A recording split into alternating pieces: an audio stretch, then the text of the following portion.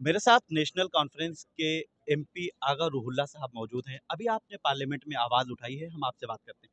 आपने एक मुस्लिम एमपी को दहशतगर्द कहे जाने का मामला उठाया। आपको क्या लगता है कि आने वाले दिनों में इसे आप कैसे मैनेज कर पाएंगे? न सिर्फ एक मुस्लिम एमपी को उस मिसाल के ज़रिए मैंने ये कहने की कोशिश की कि कैसे मुसलमानों को आसानी से दहशतगर्द कहा जाता है, बेगुनाह मुसलमानों को कैसे दहशतगर्द कहा जा सकता है। और इस मिसाल से ज़ाहिर होता है अगर पार्लियामेंट में कहा जा सकता है तो सड़कों पे तो आसानी से कहा जाता होगा। और उसके नतीजे में जो लिंचिंग होती है उसका जवाब पार्लियामेंट देता है। जो सड़कों पे मुसलमानों के साथ लिंचिंग होती है उसका जवाब पार्लियामेंट देता है। जब एक मुसलमान एमपी को एक इलेक्टेड रिप्रेजेंटेटिव को पार्लियामेंट में लिंच किया जा सकता है, ज़ुबान से लिंच किया जा सकता है, तो मुसलमानों को आसानी से लिंच किया जा सकता है। उसका जवाब तो इसी बात को मैं इसी बात के बारे में बात कर रहा था। फिर आपको पता है कि स्पीकर ने अभी बात करने नहीं आईएमसीआर दी। के प्रोग्राम में आप शामिल हुए, मुसलमानों के लाएअमल और मुस्तकबिल की बात की गई। आप कैसे देख रहे हैं?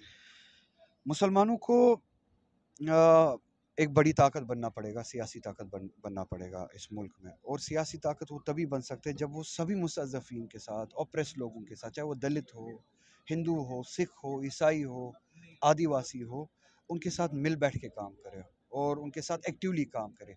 उनके हुकूक के लिए भी उठे, अपने हुकूक की भी बात करे।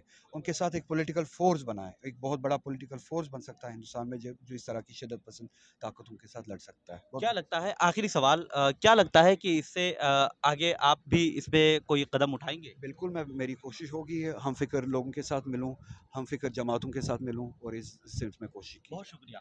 तो आगा रूहुल्लाह साहब का वाज़ेह तौर पर कहना है कि मुसलमानों को अपनी आवाज़ बनानी पड़ेगी और मुसलमानों को अपने साथ-साथ दलितों और तमाम तबक़ात के लोगों को जोड़कर चलना होगा ताकि मुसलमानों की आवाज़ मज़ीद मज़बूत हो जाए। मैं निसार अहमद खान, भारत एक्सप्रेस, दिल्ली।